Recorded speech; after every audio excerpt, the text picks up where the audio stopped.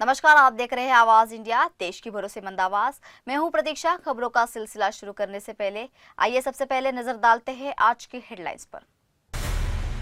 P Chidambaram ने चुनाव आयोग पर लगाया गंभीर आरोप, कहा मतदाता सूची में हो रही है छेड़छाड़।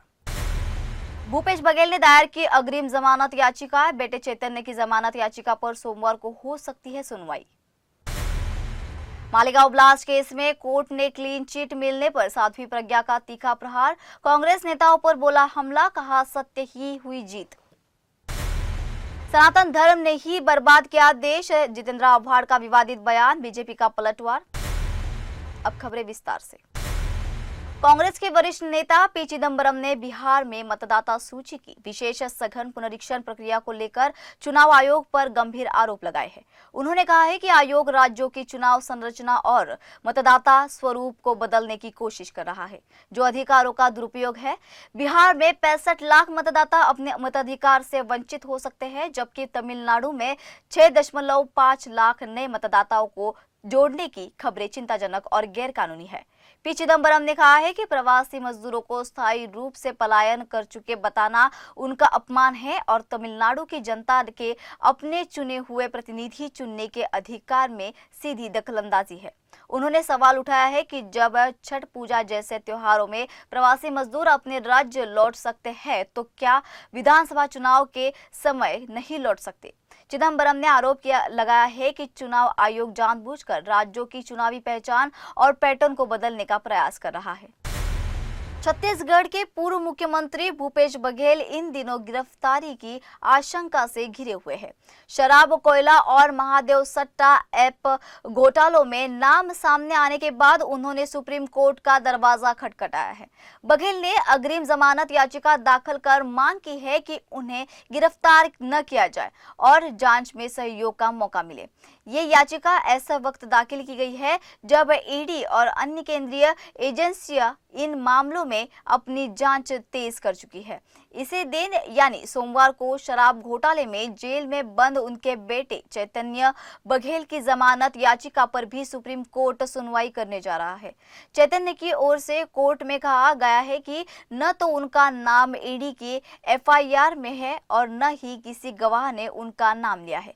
गिरफ्तारी को उन्होंने राजनीतिक साजिश बताया है। भूपेश बघेल ने भी यही तर्क दिया है कि जिस तरह उनके बेटे को राजनीतिक द्वेष के चलते फंसाया जा रहा है, वैसे ही उन्हें भी निशाना बनाया जा सकता है। अब सबकी निगाहें सोमवार की सुनवाई पर टिकी है, जो बघेल परिवार के लिए बेहद अहम मानी जा रही है।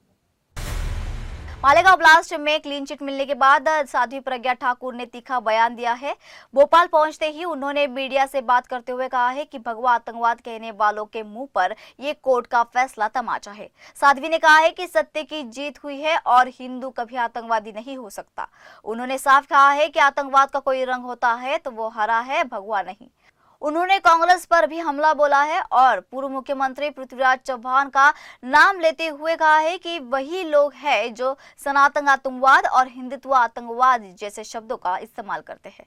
एनआईए कोर्ट ने हाल ही में 2008 के मालेगांव विस्फोट मामले में साध्वी प्रज्ञा समेत सभी आरोपियों को बरी कर दिया है। इसके बाद यह उनकी पहली प्रतिक्रिया थी जिसमें उन्होंने खुद को निर्दोष बताते हुए देशद्रोहियों को और धर्म विरोधियों को जवाब देने की बात की है। भगवा आतंकवाद कहने वालों के मुंह काले हुए हैं, उनको समाज ने, देश ने बहुत अच्छे से जवाब दिया है।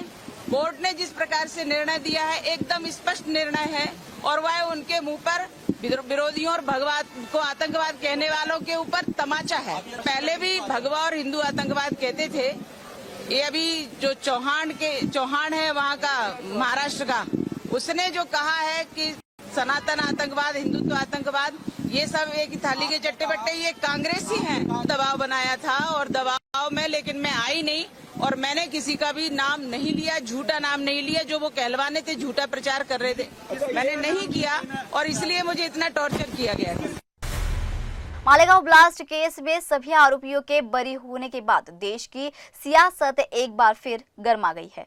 इस बीच शरद पवार की पार्टी एनसीपी के विधायक जितेंद्र आव्हाड ने सनातन धर्म को लेकर बेहद विवादित बयान किया है। उन्होंने कहा है कि सनातन ने ही इस देश को बर्बाद कर दिया है। जितेंद्र आव्हाड यही नहीं रुके, उन्होंने कहा कि सनातन धर्म की विचारधारा विकृत है और यही मनुस्मृति जैसी परंपराओं की जनक रही है। प्रेस कॉन्फ्रेंस में आव्हाड ने दावा किया है कि छत्रपति शिवाजी महाराज ने भी इस तथाकथित सनातन धर्म को खारिज कर दिया था। उन्होंने आरोप लगाया है कि सनातन धर्म के नाम पर ही ज्योतिराव फुले, सावित्रीबाई फुले, शाहू महाराज और डॉक्टर बाबा साहब अम्बेडकर जैसे समाज सुधारकों को अपमानित और प्रताड़ित किया गया था। और सनातन धर्म ने ही उन्होंने जो लिख के रखा है, उन्होंने जो इस देश में फैला है, उससे ही ये देश में वर्ण व्यवस्था बढ़ी, इससे ही इस देश में धर्म द्वेष बढ़ा, इससे ही नीच ऊंच की राजनीति जो खेल था वो शुरू हुआ। शिवाजी महाराज का राज्याभिषेक किसने इनकार किया? वो सनातनी ही थे। तो सनातनियों को विरोध करना यह हमारा खुद का स्वयं व्यक्तिगत धर्म बनता है। बीजेपी ने जितेंद्र आव्हाड के बयान पर तीखी प्रतिक्रिया देते हुए बयान को सनातन धर्म का अपमान बताया है और माफी की मांग की है। ये अधूरे शास्त्रों के अध्ययन के आधार पर है। जब कुछ आक्रांताओं ने इस भारत पर आक्रमण करके यहाँ के जो पुराने शास्त्र है उसमें कुछ विकृति डाली, उस विकृति के आधार पर वे कह रहे हैं आप सनातन धर्म को बदनाम कर रहे हो। श्रावण मास का महीना है, हिमालय से लेकर सब दूर साधु संत करोड़ों करोड़ों सनातन धर्म के लोग उपवास कर रहे हैं, व्रत कर रहे हैं, अनुष्ठान कर रहे हैं। क्या लगाऊंगा उनकी भावनाओं को? केवल और केवल आपकी ओछी राजनीति के लिए आप बार बार सनातन धर्म को बदनाम करोगे। सर्वे भवन्तु सुखिनः, यानी सबका भला ये सनातन धर्म चाहता है। बता दें कि गुरुवार को विशेष अदालत ने मालेगांव ब्लास्ट केस में साध्वी प्रज्ञा, लेफ्टिनेंट कर्नल पुरोहित समेत सभी 7 आरोपियों को सबूतों के अभाव में बरी कर दिया। अदालत ने जांच एजेंसियों की कार्यप्रणाली पर भी सवाल उठाए हैं और राज्य सरकार को पीड़ितों को मुआवजा देने का आदेश दिया है। अब सवाल उठता है कि क्या सनातन धर्म को लेकर की गई ऐसी टिप्पणियां समाज में और ज्यादा विभाजन नहीं पैदा कर रही है? कांग्रेस नेता मणिशंकर अय्यर ने एक बार फिर कांग्रेस सरकार पर हमला बोला है। इस बार मुद्दा है पहलगाम आतंकी हमला और उसके बाद शुरू हुआ ऑपरेशन सिंदूर। अय्यर का कहना है कि विदेशों में जाकर भारत ने पाकिस्तान को इस हमले के लिए जिम्मेदार ठहराया है, लेकिन न अमेरिका और न ही संयुक्त राष्ट्र ने भारत के आरोपों को स्वीकारा है। अय्यर ने कहा कि शशि थरूर की अगुवाई में जो प्रतिनिधि मंडल 33 देशों के दौरे पर गया, उसमें से किसी एक ने भी पाकिस्तान का नाम नहीं लिया। ऐसे में सवाल उठता है कि क्या हम कोई ठोस सबूत नहीं दे पाए या फिर हमारी कूटनीति कमजोर पड़ी। इससे पहले राज्यसभा में भी पी चिदम्बरम ने भी इसी मुद्दे को उठाया था। उन्होंने कहा था कि दुनिया ने आतंकवाद की आलोचना तो की, मगर किसी ने पाकिस्तान का नाम तक नहीं लिया। उन्होंने ये भी जोड़ा कि कई आतंकी हमलों में पाकिस्तान के साथ साथ भारत में पनपे आतंकी भी शामिल रहे हैं। इधर लोकसभा में राहुल गांधी ने सवाल किया कि जब पूरी दुनिया सिर्फ आतंकवाद की निंदा कर रही है और पाकिस्तान का नाम नहीं ले रही है, तो क्या सरकार ये नहीं समझ रहा कि वैश्विक स्तर पर भारत और पाकिस्तान को बर्बाद देखा जा रहा है? राहुल ने विदेश मंत्री और रक्षा मंत्री के दावों को भी चुनौती दी और तंज कसते हुए कहा है कि जिस जनरल मुनीर को भारत ने रोकने का दावा किया, वो अमेरिका में आराम से लंच कर रहा है और इस पर प्रधानमंत्री चुप हैं। सरकार की विदेश नीति और वैश्विक मंच पर भारत की कूटनीति को लेकर विपक्ष का ये हमला कितना असर छोड़ता है, ये आने वाले दिनों में ही साफ होगा। किसी ने नहीं कहा वो जो 33 देश थरूर और उनके लोग गए हों कि पाकिस्तान जिम्मेवार है। यूएन ने भी नहीं कहा कि पाकिस्तान जिम्मेवार है। अमेरिका ने नहीं कहा कि पाकिस्तान जिम्मेवार है। हम ही इकलौता है जो अपने छाती को पीटते हुए कहते हैं कि हाय हाय पाकिस्तान है जिम्मेवार। कोई मानने को तैयार नहीं है। हम कोई सबूत नहीं पेश कर पा रहे हैं। जिससे कि लोग मुतमैन हो कि हम जानते हैं कि कौन सी पाकिस्तानी एजेंसी है जिसने ये हरकत किया है। वक्त हो चला है एक छोटे से ब्रेक का।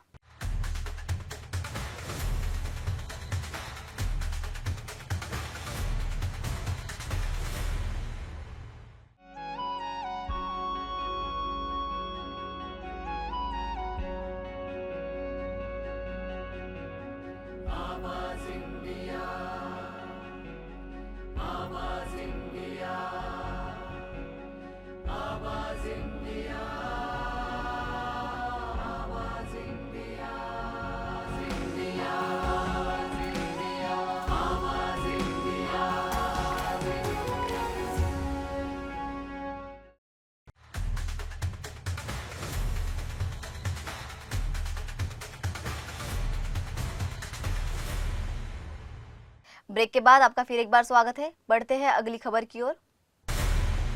पश्चिम बंगाल भाजपा ने ममता बनर्जी सरकार पर धर्म की राजनीति करने का आरोप लगाया है।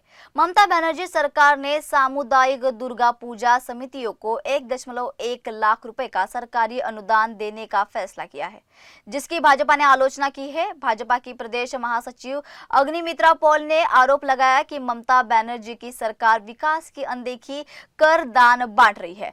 उन्होंने कहा है कि मंदिर बनाने और पूजा के लिए अनुदान देना सरकार का काम नहीं। अग्निमित्रा पॉल ने कहा है कि ममता बनर्जी की सरकार सड़कें बनाने और रोजगार के अवसर पैदा करने के बजाय धर्म की राजनीति करने में व्यस्त है। उन्होंने कहा है कि अब दूसरे समुदाय के लोग भी मांग करेंगे कि सरकार उनके भी पूजा स्थल बनाए। अग्निमित्रा पॉल ने कहा है कि वे चाहती है कि सरकार शिक्षा के क्षेत्र को बेहतर करने, रोजगार पैदा करने और हर नागरिक के जीवन को बेहतर बनाने की दिशा में काम करे। मुख्यमंत्री ममता बनर्जी ने पिछले वर्ष भी दुर्गा पूजा समितियों को अनुदान दिया था, जिसे इस वर्ष बढ़ाकर 1.10 लाख रुपए कर दिया है।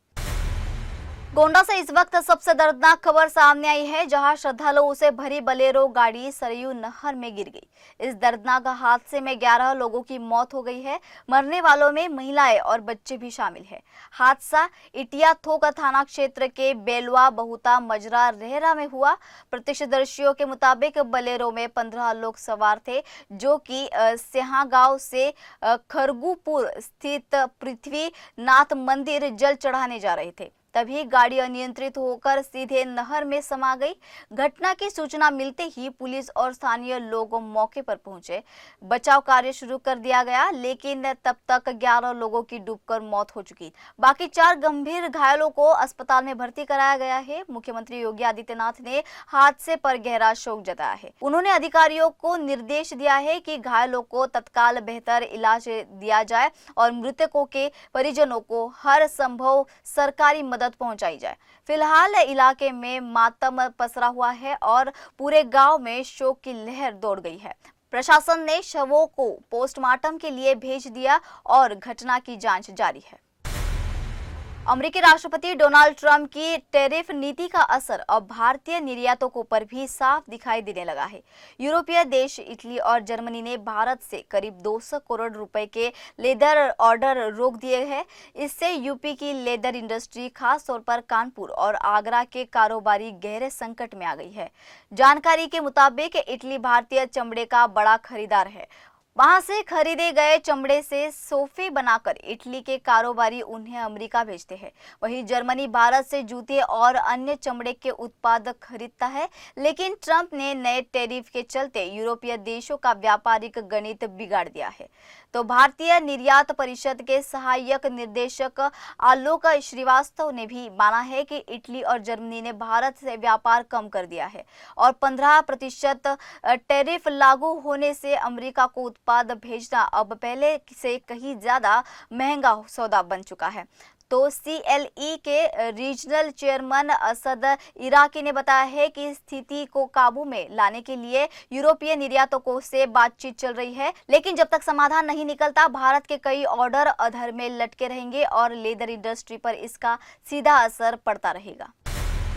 फिल्म मेकर अनुराग कश्यप ने हाल ही में रिलीज हुई फिल्म धड़क 2 की जमकर तारीफ की है। उन्होंने अपने सोशल मीडिया पर एक लंबी पोस्ट शेयर करते हुए फिल्म की सराहना की है। अनुराग ने लिखा है कि यह फिल्म हमारे असली भारत का आईना दिखाती है और मेन स्ट्रीम सिनेमा का असली मकसद पूरा करती है।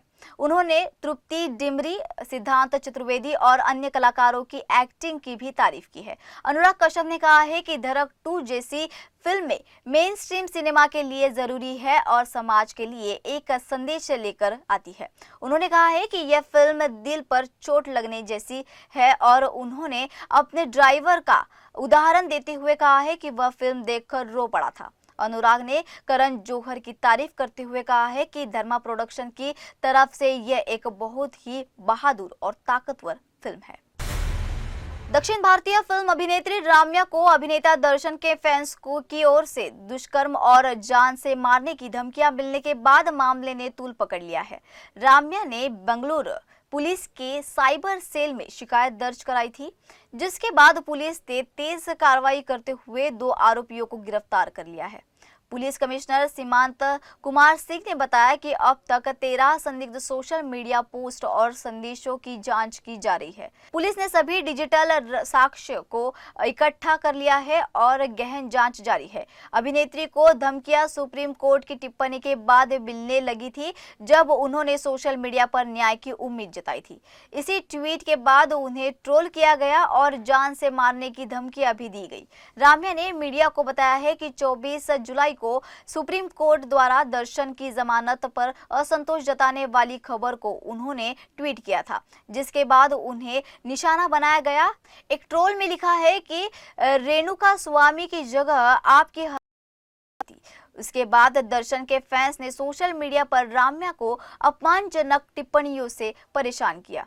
यही नहीं, अभिनेता प्रथम ने भी दर्शन के प्रशंसकों के खिलाफ पुलिस में शिकायत दर्ज कराई, जिसमें उन्होंने धमकी और गाली गलौज के आरोप लगाए हैं। इस मामले ने ऑनलाइन ट्रोलिंग की गंभीरता और साइबर अपराध की हदों को एक बार फिर सामने लाया है। पुलिस पूरे मामले की छानबीन कर रही है और अन्य आरोपियों की तलाश की जा रही है।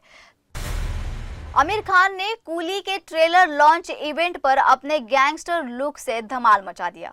उन्होंने ब्लैक जैकेट, टैटू और चश्मा पहनकर शानदार एंट्री ली। ऑडियंस ने उनके लुक पर जमकर शोर मचाया और तालियां बजाई। आमिर खान ने भी हाथ जोड़कर सबका अभिवादन किया। उनके लुक्स ने सभी का ध्यान अपनी ओर खींच लिया। आमिर खान के लुक पर यूजर्स ने भी जमकर रिएक्शन दिए हैं। एक यूजर ने लिखा मिस्टर परफेक्ट, जबकि दूसरे ने लिखा क्या किलर लुक है। कई यूजर्स ने फायर इमोजी शेयर कर लिया है और आमिर खान के लुक की तारीफ की।